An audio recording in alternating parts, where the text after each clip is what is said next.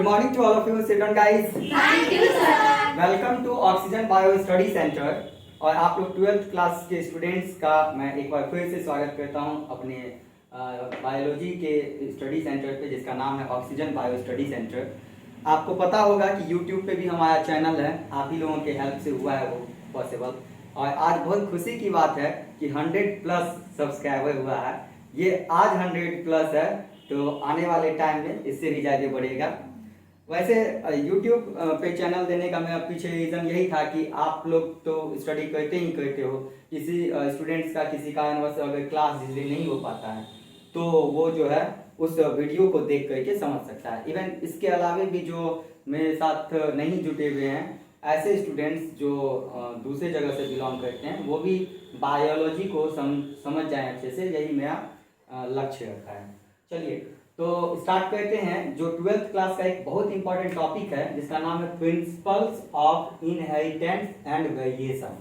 हिंदी होता है इसका वंशागति एवं विविधता के सिद्धांत। इसका पहला वीडियो मैंने अपलोड कर दिया है और आप उसको YouTube पे सर्च करके ऑक्सीजन बायो स्टडी सेंटर डाल के आप उसको देख सकते हैं।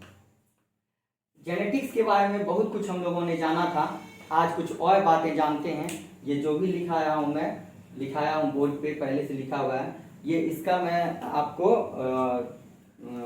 दे दूंगा, PDF डाल दूंगा, आप उसको वहाँ से नोटआउट कर लेना। और पहला वीडियो का मैं लिंक डिस्क्रिप्शन बॉक्स में दे दूंगा, तो आप उसको वहाँ से देख लेना। तो एक बार फिर से देखते हैं principle of inheritance and variation. Hindi याद रख लीजिएगा, वंशागति एवं विविधता के सिद्धांत।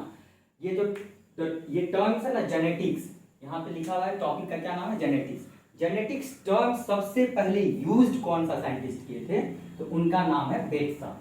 बेटसन नाम के साइंटिस्ट ने सबसे पहले जेनेटिक्स टर्म्स दिया था। फादर ऑफ जेनेटिक्स तो ग्रेगर जॉन मेंडल है, मैंने प्रीवियस क्लास में भी आप लोगों को पढ़ाया था। लेकिन टर्म्स सबसे पहले कौन ऐसे साइंटिस्ट थे जिन्होंने जेनेटिक्स वर्ड यूज किया था, तो उनका नाम है बेटसन। फादर ऑफ जेनेटिक्स किसे कहा जाता है आप लोग को पहले से पता है, क्योंकि ये चीज तो मैं क्लास में आप लोगों को कई बार बता चुका हूँ और आप लोग याद भी किए हो। तो फादर ऑफ जेनेटिक्स जो है वो कहा जाता है G.J. मेंडल, पूरा नाम होता है ग्रेगर जॉन मेंडल। इन्हें फादर ऑफ जेनेटिक्स के नाम से जाना जाता है। इसके बाद आते हैं एक्सपेरिमेंटल जेनेटिक्स। एक्सपेरिमेंटल जेनेटिक्स का सिद्धांत किसने दिया था, इनका नाम है T.H. मॉर्गन। T.H. मॉर्गन एक ऐसे साइंटिस्ट हुए जिन्होंने एक्सपेरिमेंटल जेनेटिक्स यानी जेनेटिक्स में बहुत सारे एक्सपेरिमेंट किए। वैसे तो ग्रेगर जॉन मेंडल ने एक्सपेरिमेंट किया ही था, और एक्सपेरिमेंट करने के बाद उन्होंने स्टैटिस्टिकल डाटा दिया था, और स्टैटिस्टिकल डेटा जो उन्होंने दिया था वो उसके बारे में मैं आपको बता चुका हूँ पहले से। एक्सपेरिमेंटल जेनेटिक्स कोई पूछता है, ये सब जितना भी लिखाया हूँ ना, मैं जितना भी बताया हूँ, इसमें से एक ना एक क्वेश्चन एग्जाम में आता ही आता है। 12th के एग्जाम में भी आता है, और कोई भी कम्पिटिटिव एग्जाम है, 1 डे का जो कम्पिटिटिव एग्जाम होता है उससे भी पूछता है। तो इसीलिए आप लोग सभी साइंटिस्ट का नाम याद कर लेंगे। ह्यूमन जेनेटिक्स ये कौन थे, तो इनका नाम है गेरॉड। जो ह्यूमन जेनेटिक्स यानी मनुष्य पे जो जेनेटिक्स होता है उसका जो अनुवांशिकी होता है सिर्फ मनुष्य का। ग्रेगर जॉन मेंडल ने तो पी प्लांट के बारे में स्टडी किया था, जिसका बॉटेनिकल नेम पायसम सेटाइवम होता है। बॉटेनिकल नेम को साइंटिफिक नेम भी कहते हैं क्योंकि साइंटिस्ट के द्वारा दिया गया नाम। यहाँ पे हम थोड़ा सा आपको बता देना चाहते हैं कि ये साइंटिस्ट नेम और बॉटेनिकल नेम एक्चुअली में होता क्या है, या जूलॉजिकल नेम क्या होता है। तो कोई एनिमल्स है उसका कोई नाम दिया गया साइंटिस्ट के द्वारा एक साथ रखा गया तो उसको जूलॉजिकल नेम कहते हैं। प्लांट्स है उसका स्पेशल नाम रखा गया तो उसको बॉटेनिकल नेम कहते हैं। और दोनों को एक साथ, चूंकि साइंटिस्ट नाम दिए इसीलिए उसको साइंटिफिक नेम कहते हैं। ये देने की आवश्यकता इसलिए हुई क्योंकि अलग अलग देशों में अलग अलग साइंटिस्ट अलग अलग लैंग्वेज यूज करते हैं। जैसे आप देख लो कि आम को हिंदी में आम कहते हैं, इंग्लिश में मैंगो कहते हैं, संस्कृत में आम कहते हैं। तो इस तरह से एक ही प्लांट्स का या एक ही एनिमल्स का अलग अलग भाषा में अलग अलग नाम होता है। तो साइंटिस्ट को बहुत प्रॉब्लम होने लगा स्टडी करने में, इसीलिए साइंटिस्ट ने सोचा कि क्यों ना हम एक नाम देते हैं जिसके द्वारा वो उस नाम को ही सभी देश में यूज किया जाए। जैसे आम का नाम दिया गया मैंगीफेरा इंडिका। ये मैंगीफेरा इसमें जीनस है और इंडिका स्पीसीज है। इसके बारे में मैं आपको नेक्स्ट क्लास में बताऊंगा।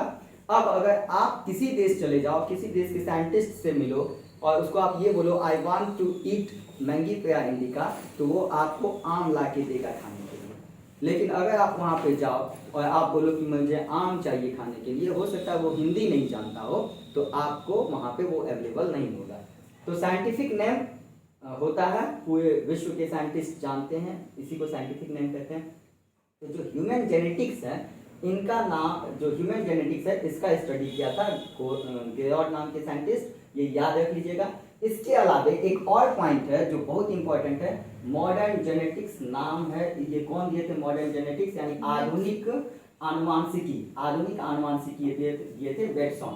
बेटसॉन इससे पहले भी आया है यहाँ पे कि जेनेटिक्स टर्म्स ही इन्होंने सबसे पहले दिया था, और मॉडर्न जेनेटिक्स के बारे में भी बेटसॉन बताए थे। तो ये तो कुछ ऐसी बात हो गई जो आपको याद करने वाली है, इसको आप रिमेंबर कर लीजिएगा अच्छे से, बिकॉज एग्जाम के लिए ये सभी ऑब्जेक्टिव बहुत इंपॉर्टेंट है और ये पूछता है। चलिए आते हैं अभी definition of some technical terms used by Mendel's. Mendel's के द्वारा जो कुछ टेक्निकल टर्म्स दिया गया है उसका परिभाषा क्या होगा। एक्चुअल में यदि आप आज की क्लास में इस चीज को नहीं समझोगे तो आप जेनेटिक्स नहीं समझ पाओगे। जेनेटिक्स एक ऐसा सब्जेक्ट है ना जिसमें मैं बताया था कि स्टैटिस्टिकल डाटा आएगा, स्टैटिस्टिकल डेटा के अलावा मैथमेटिकल कुछ टर्म्स आएगा, ठीक है। तो ये आपको बोरिंग तब नहीं लगेगा जब आप इस चीज को समझ जाओगे। और ये है definition of some technical terms used by Mendel's. Mendel's जिनका पूरा नाम ग्रेगर जॉन मेंडल था, इन्होंने जो जेनेटिक्स में अपना सिद्धांत दिया था उसमें कुछ टर्म्स भी दिए हैं। हो सकता है इसमें से कुछ टर्म्स आपको पता है, हो सकता है आपको इसमें से कुछ टर्म पता नहीं हो। जैसे जीन, जीन के बारे में तो आप साइकोलॉजी में भी पढ़े थे कि जीन क्या होता है, विशेष लक्षणों के लिए आनुवांशिकी का मूलभूत इकाई होता है। ये जेनेटिक मटेरियल होता है, फंडामेंटल जेनेटिक मटेरियल होता है जो विशेष लक्षण को कैरी करता है। इसको ऐसे समझिए कि यदि कोई व्यक्ति लंबा है तो उसके लिए एक खास रिस्पॉन्सिबल जीन उत्तरदायी होता है, एक खास जीन उत्तरदायी होता है लंबा के लिए। यदि कोई व्यक्ति जो है छोटा है हाइट में तो उसके लिए भी खास जीन रिस्पॉन्सिबल होता है। इसी तरह से अगर कोई व्यक्ति वाइट है या कोई ब्लैक है या ब्लैकिश है तो उसके लिए भी जीन ही रिस्पॉन्सिबल होता है, यानी आनुवांशिक लक्षण को ढोने का काम करता है। कहाँ से कहाँ तक? तो पेरेंट्स से ऑफ स्प्रिंग, पेरेंट्स मतलब हो गया माता पिता कह सकते हैं, उससे ऑफ स्प्रिंग तक, संतति तक, प्रोजेनी तक ढोने का काम करता है। प्रोजेनी मतलब संतति होता है, या ऑफ स्प्रिंग मीन्स भी संतति होता है। तो प्लांट्स में भी जीन पाए जाते हैं और ह्यूमन में भी जीन पाए जाते हैं। एक क्वेश्चन तो हमेशा पूछता है कि ह्यूमन के बॉडी में number of gene, number of chromosome कितने होते हैं। तो यदि ह्यूमन के बॉडी में नंबर ऑफ क्रोमोसोम पूछेगा तो आपको 46 बताना है। यदि आपको ऐसा क्वेश्चन पूछे कि ह्यूमन के बॉडी में जो मेल होता है उसके स्पर्म में नंबर ऑफ क्रोमोसोम कितने होते हैं, तब आपको 23 बताना है क्योंकि वो क्रोमोसोम हैप्लॉइड होता है। हैप्लॉइड डिप्लॉइड क्रोमोसोम मैं आपको प्रीवियस क्लास में बता चुका हूँ पहले भी। तो इस तरह से स्पर्म, ओवम, ऐसा भी पूछ सकता है कि ओवम में नंबर ऑफ क्रोमोसोम, तो भी वो हैप्लॉइड होता है, आधा हो जाएगा, 46 का आधा 23 हो जाएगा, ठीक है। अगर पूछेगा जायगोट में नंबर ऑफ क्रोमोसोम कितने होते हैं ह्यूमन के जायगोट में, तो जायगोट स्पर्म और ओवम दोनों के फर्टिलाइजेशन से बनता है, तो उसमें नंबर ऑफ क्रोमोसोम 46 हो जाएगा, और ह्यूमन में नंबर ऑफ क्रोमोसोम 46 हो जाएगा। चलिए, तो जीन क्या होता है कि विशेष लक्षणों के लिए आनुवांशिकी की मूलभूत इकाई होती है। ये कैरेक्टर को माता पिता से संतति तक ले जाने का काम करता है, ठीक है। तो जीन एक तरह का क्या हो गया आपको, एक तरह का, इसको ये समझिए कि एक तरह का ये डाकिया, जैसे डाकिया पोस्टमैन क्या करता है, चिट्ठी पहुंचाने का काम करता है, उसी तरह से जीन क्या करता है, एक विशेष कैरेक्टर्स को माता पिता से संतान तक भेजने का काम करता है। आते हैं नेक्स्ट पॉइंट पे, सेकेंड नंबर, एलील या एलिलोमॉर्फ। एलील या एलिलोमॉर्फ, इसका हिंदी होता है युग्म विकल्पी। युग्म मतलब हो गया पेयर्स और विकल्पी मतलब हो गया उसका विकल्प। तो इसमें मैंने लिखा है आपको कि जीवों में स्थित जीनों के वैकल्पिक प्रकार, जैसे लंबा के लिए टीटी रिस्पॉन्सिबल है, ये वैकल्पिक प्रकार है, तथा बौना के लिए हम स्मॉल टी का यूज करते हैं। यहाँ आप ध्यान देने वाली बात है कि हमेशा ये पेयर्स में ही होगा, ठीक है। लंबा के लिए आप टी कैपिटल टी का यूज करते हैं, वहीं पे बौना यानी ड्वार्फ प्लांट के लिए आप स्मॉल टी का यूज करते हैं। इस बात को आप याद रखेंगे क्योंकि ये सभी बातें आपको नेक्स्ट क्लास में काम आने वाला है। इसके अलावा लाल के लिए हम लोग लाल फ्लावर या सफेद फ्लावर यानी लाल फूल या सफेद फूल तो लाल फूल के लिए हम लोग कैपिटल आर का यूज करते हैं। वैसे तो सफेद को इंग्लिश में व्हाइट कहा जाता है, बट वहां पे आप जब लाल फूल और उजला फूल यानी सफेद फूल के बीच कंपैरिजन हो है जेनेटिक टॉपिक में, तो वहां सफेद के लिए आप WW का यूज नहीं करेंगे, बल्कि यही जो आपका रेड कलर है, जो डोमिनेंट कलर है, उसका जो स्मॉल लेटर होगा, स्मॉल आई उसका यूज किया जाएगा। ये सभी बातें आप अभी जान लो, तो आने वाले क्लास में आपको किसी तरह का दिक्कत नहीं होने वाला है। चलिए नेक्स्ट पॉइंट पे आते हैं, पॉइंट नंबर 3, डोमिनेंट कैरेक्टर क्या होता है। अभी जस्ट मैंने एक वर्ड यूज किया ना, डोमिनेंट वर्ड और रिसेसिव वर्ड। जो छा जाए उसको डोमिनेंट कहते हैं, और जो छिप जाए उसको रिसेसिव कहते हैं। डोमिनेंट जो छा जाए, जैसे यहाँ पे बहुत सारे स्टूडेंट्स हैं, नंबर ऑफ स्टूडेंट्स बहुत ज़्यादा हैं, तो एक बार आप लोग पहले अच्छे से बैठ तो जाइए स्टूडेंट्स के जैसे, ऐसा लग नहीं रहा है कि आप लोग स्टूडेंट्स हैं। एक बार प्लीज़ इन सभी स्टूडेंट्स की तरफ मैं चाहूँगा फोकस कर दीजिए, आप लोग सब देख लें कि कैसे कैसे सब हैं क्लास में। तो ये है हमारे स्टूडेंट्स। नंबर ऑफ स्टूडेंट्स आज कम ही है, पता नहीं आज स्टूडेंट्स की संख्या क्यों नहीं ज़्यादा है, आज क्यों नहीं आया। हो सकता है कि मौसम की खराबी होगी, मौसम खराब था इसीलिए बैड सिचुएशन होने के कारण स्टूडेंट्स नहीं आए। बट अभी आते हैं कम टू द पॉइंट, हम लोग देखते हैं पॉइंट पे कि यहाँ पे मैंने बताया अभी जितने स्टूडेंट है, स्टूडेंट की बात आई ना, अगर आप लोग में से सभी स्टूडेंट्स खड़े हो जाएंगे तो जो सबसे लंबा होगा वो हम मुझे सबसे पहले दिखेगा, तो वो हो जाएगा डोमिनेंट, और जो हाइट में छोटा होगा वो बाद में दिखेगा, छिप जाएगा, उन सब लंबे के बीच का हो जाएगा, छिप जाएगा, तो वो हो जाएगा रिसेसिव। तो डोमिनेंट कैरेक्टर प्रभावी गुण किसे कहते हैं, हाइब्रिडाइजेशन के बाद, आफ्टर हाइब्रिडाइजेशन जो फर्स्ट जनरेशन में विपरीत गुणों के जोड़ों में दिखाई पड़ने वाला जो लक्षण होता है, मैंने जो इजी वे में समझा दिया आपको वही समझिएगा। डोमिनेंट मतलब जो सबसे पहले दिखे। इसका एग्जांपल मैं बताता हूं, अगर रेड फ्लावर और व्हाइट फ्लावर के बीच हाइब्रिडाइजेशन करवाया जाए तो F1 जनरेशन में जितने भी फ्लावर होंगे सब रेड ही होंगे, सब लाल ही होंगे। अगर इसको ऐसे समझिए, फ्लावर को छोड़ दीजिए, हो सकता है आपको फ्लावर समझ में नहीं आए। अगर कोई जो है ह्यूमन है, ठीक है, दोनों अगर मम्मी पापा दोनों लंबे हैं तो जनरली देखते होंगे उसके बच्चे भी क्या होंगे, लंबे होंगे, ठीक है। तो डोमिनेंट कैरेक्टर, एक और बात बता देते हैं सब, अगर कोई प्लांट है और वो प्लांट बहुत लंबा है और उसका जो पौधा, दूसरा पौधा है वो छोटा है, उन दोनों के बीच जब हाइब्रिडाइजेशन करवाया जाता है तो पहला जनरेशन में F1 जनरेशन, अभी मैं F1 जनरेशन के बारे में भी बताऊंगा आप लोगों को। F1 जनरेशन मतलब फर्स्ट जनरेशन, फर्स्ट जनरेशन में जितने भी प्लांट्स होंगे सब लंबे ही होंगे, कोई भी छोटा या नाटा प्लांट्स नहीं होगा। तो ये डोमिनेंट कैरेक्टर्स होता है। अगर मान के चलिए कोई व्यक्ति है बहुत लंबा है और कोई फीमेल है जिसके साथ कोई कपल है, कपल में एक हस्बैंड है उसका बहुत लंबा है, उसकी वाइफ है छोटी है, अगर उसका F1 जनरेशन होगा, F1 जनरेशन, तो उसके सभी बच्चे आएंगे किस पे, उसके सभी बच्चे आएंगे अपने पापा मम्मी पे, कम पास। देखिए लाइव क्लास चल रहा है और ये दोनों स्टूडेंट्स लेट से आई है, पनिशमेंट तो बाद में दूंगा, ऑनलाइन पनिशमेंट भी चलता है यहाँ पे। ऑनलाइन पनिशमेंट के लिए बस ये है कि एक स्टिक मैंने यहाँ पे बना के रखा है, जो कि चोट लगेगी तो ये पता भी नहीं चलेगा कि चोट कितनी लगी है। तो आप लोग सब जल्दी से अपने सीट को सीख लीजिए और आगे समझते हैं। हम लोग डोमिनेंट कैरेक्टर समझ गए, अब रिसेसिव कैरेक्टर के बारे में समझते हैं कि रिसेसिव कैरेक्टर क्या होता है।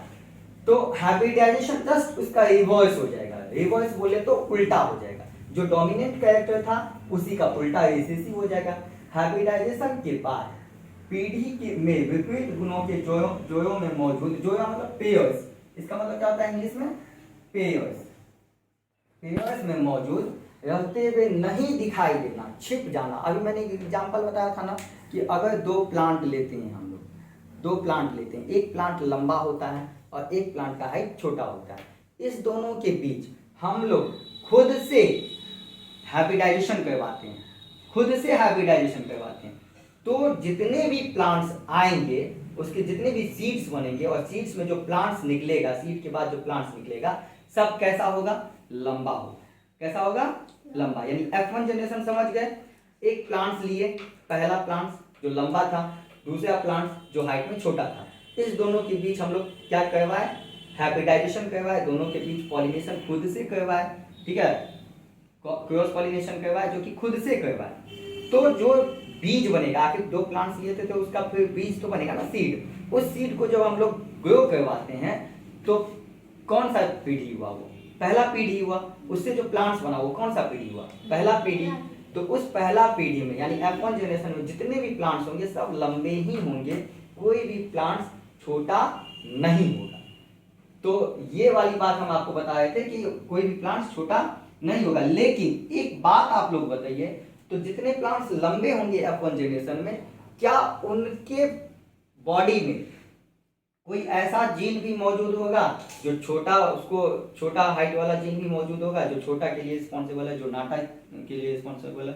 तो बिल्कुल इसका आंसर होगा यस, क्योंकि होगा तो वो प्लांट्स लंबा F1 जनरेशन का, लेकिन कुछ ऐसे जीन उसके बॉडी में मौजूद होंगे, उस प्लांट के बॉडी में मौजूद होंगे जो आगे चल के उसके जनरेशन को छोटा बना दे। यानी कि इसको ऐसे समझिए और थोड़ा सा सिंपल वे में, अगर आप लोग में से कोई स्टूडेंट मिल्की वाइट है पहुंच जाते, इसका मतलब ये मत समझिए कि आप लोग में वो जीन मौजूद नहीं है जो ब्लैक नहीं हो, यानी कि ब्लैक वाला भी जीन आपके बॉडी में मौजूद है, बस आप व्हाइट हैं तो ब्लैक क्या हो गया है, रिसेसिव हो गया है, कुछ देर के लिए छिप गया है और आपका जो व्हाइटनेस है वो डोमिनेंट हो गया है, जिसके कारण आप व्हाइट हो। लेकिन इसका मतलब ये मत समझना आप लोग कि आपका आने वाला जो जनरेशन होगा वो ब्लैक नहीं हो सकता है, बिकॉज ब्लैक का भी जीन आप ही के बॉडी में मौजूद है जो रिसेसिव छिपा हुआ है, ठीक है ना। जैसे मैं इसका एग्जांपल और बता देता हूँ, आपने कभी ठीक और अयोबर इसके बारे में जाना है? मतलब ठीक मीन्स होता है चोर, अयोबर मतलब डकैत। डकैत ना सीना तान के डकैती करता है, ठीक है ना, चोर चुपके से चोरी करता है, वही वाली बात है यहाँ पे। डोमिनेंट कैरेक्टर क्या करता है, सीना तान के दिखाता है कि हम व्हाइट हैं और हम इसके लिए रिस्पॉन्सिबल हैं, लंबे हैं उसके लिए रिस्पॉन्सिबल है। लेकिन उसके बॉडी में जो व्हाइट व्यक्ति है, जो लंबा व्यक्ति है, उसके बॉडी में ये इसका मतलब ये नहीं कि नाटापन वाला जीन मौजूद नहीं है या ब्लैक वाला जीन मौजूद नहीं है। ब्लैक वाला जीन मौजूद है, ड्वार्फ वाला जीन मौजूद है, लेकिन वो कुछ देर के लिए क्या है, छिपा हुआ है, इसीलिए इसको रिसेसिव कैरेक्टर कहते हैं। तो छिपने वाला गुण रिसेसिव कैरेक्टर, दिखने वाला गुण डोमिनेंट कैरेक्टर। एक लाइन में आंसर देना है तो आपको बताना है कि दिखने वाला गुण डोमिनेंट कैरेक्टर और छिपने वाला गुण रिसेसिव कैरेक्टर। चलिए आते हैं यूनिक कैरेक्टर्स पे। इकाई लक्षण, एकल लक्षण क्या होता है? और जब बहुत सारे जनरेशन के बीच कई पीढ़ियों में जब क्रॉस पॉलिनेशन करवाया जाता है या क्रॉस फर्टिलाइजेशन करवाया जाता है तो उसके हाइब्रिड में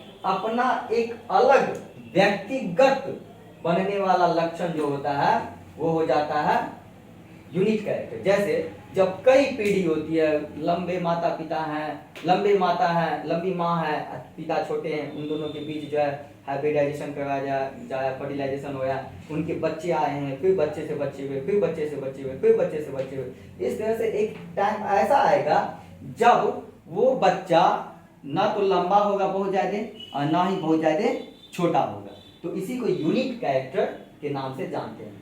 आगे आते हैं, आगे पढ़ते हैं नेक्स्ट पॉइंट जो कि पॉइंट नंबर 6 में लिखा हुआ है कि फिनोटाइप रेशियो क्या होता है और जीनोटाइपिक रेशियो क्या होता है। फिनोटाइपिक रेशियो कहेंगे इसको और जीनोटाइपिक रेशियो कहेंगे। लिखा हुआ है यहाँ पे फिनोटाइप और नीचे लिखा हुआ है जीनोटाइप, दोनों को एक साथ समझते हैं। फिनोटाइप क्या होता है कि किसी भी लक्षण का बाहरी रूप, जैसे लंबा या बौना के लिए जिसको जो आपको दिखता है, कोई भी लक्षण जो आपको दिखता है इसको फिनोटाइपिक रेशियो कहेंगे। कोई भी लक्षण जो आपको दिखता है, आपको क्या दिखेगा?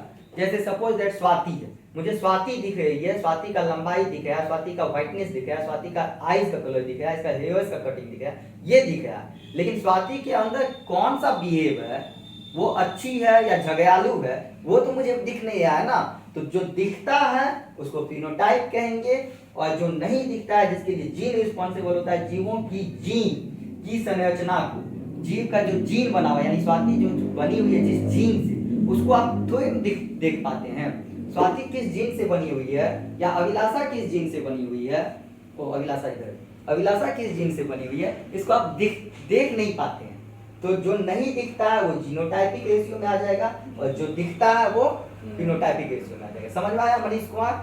फिनोटाइप रेशियो क्या होता है और जीनोटाइपिक रेशियो क्या होता है? किसी भी लक्षण का बाहरी रूप, बाहरी मतलब एक्सटर्नल फॉर्म, इसको क्या कहेंगे? External form. जैसे कोई भी चीज का क्या दिखेगा, या तो लंबाई दिखेगा या बौना दिखेगा, या कोई उजला है तो उजला दिखेगा या काला दिखेगा, ठीक है। किसी का आंख काला है, आंख की पुतली, तो वो काला दिखेगा, ठीक है। या किसी का ब्राउन कलर का है तो वो ब्राउन दिखेगा। तो जो दिख रहा है वो क्या है? वो आपको फिनोटाइप है। और जो छिपा मतलब जिससे वो जीव जो है, जिससे वो ऑर्गेनिज्म जिस जीन से बना हुआ है उसको जीनोटाइप कहेंगे। जैसे छोटी है, इसको हम प्यार से छोटिया कहते हैं, सब समझ लीजिए, देख लीजिए। तो ये छोटी जो है, इसका जो जीनोटाइप होगा वो कैसा होगा? वो होगा इसका अंदर ये छोटी किस जीन से, कौन कौन से जीन से बनी हुई है, वो हो जाएगा जीनोटाइप। एक्चुअली में छोटिया इसीलिए कहते हैं कि छोटी अगर बहन रहती है तो छोटी ही कहते हैं उसको। चलिए आगे देखते हैं। फर्स्ट फेलियल जनरेशन, जिसको F1 पीढ़ी कहते हैं, फर्स्ट फेलियल जनरेशन। क्या पढ़ेंगे इसको? फर्स्ट फेलियल जनरेशन, F1 पीढ़ी। ये क्या होता है कि जनकों के संकरण से बनी पहली पीढ़ी। जनक का संकरण जब आप करवाते हैं, कोई प्लांट है, देखिए दो प्लांट है, यहाँ पे एक प्लांट ये है और एक प्लांट ये, इस दोनों के बीच जब आप हाइब्रिडाइजेशन खुद से करवाते हैं तो इसके बच्चे बन गए। कहाँ गया इसका बच्चा? ये सब बच्चे हैं इसके, एक बच्चा लगता है बीमार हो गया, ये बच्चे हो गए, ठीक है ना। अब तो F1 जनरेशन किसको कहेंगे? जब पहली बार हम क्या करवाए, जब पहली बार हम इससे फर्टिलाइजेशन करवाए और तब जो बीज बना उससे जो पौधा बना तो उसको F1 जनरेशन कहेंगे। उसके बाद अब इस बच्चे के बीच में, चलिए ये बच्चे के बीच में जब फिर से हम फर्टिलाइजेशन करवाए, क्या करवाए? फर्टिलाइजेशन करवाए, और तब जो बच्चा बना इसको हम लोग F2 जनरेशन कहेंगे। क्या कहेंगे? F2 जनरेशन, जिसे सेकेंड फेलियल जनरेशन कहते हैं। क्या सेकेंड फेलियल जनरेशन, F2 जनरेशन के बाद थर्ड फेलियल जनरेशन बनेगा? F3 जनरेशन बनेगा? ऑब्वियसली बनेगा। F3 जनरेशन बनाइए, F4 बनवाइए, या चाहिए तो आप F1000 जनरेशन बना लीजिए, ये तो आपकी मर्जी है ना। ग्रेगर जॉन मेंडल 7 इयर्स तक एक्सपेरिमेंट किए थे पी प्लांट पे, और वो 7 साल तक, जो 4 महीने का मटर का लाइफ स्पेन होता है, सोचिए आप कितना जनरेशन वो बनाए होंगे और कितना वो स्ट्रगल किए होंगे। तब ग्रेगर जॉन मेंडल को फादर ऑफ जेनेटिक्स के नाम से जाना जाता है, ठीक है। तो इस तरह से आज की क्लास में आप लोगों को समझ में आया जितना पढ़ा हमें? Yes sir. ओके गाइस, मिलते हैं नेक्स्ट क्लास में, तब तक के लिए जय हिंद, बाय बाय।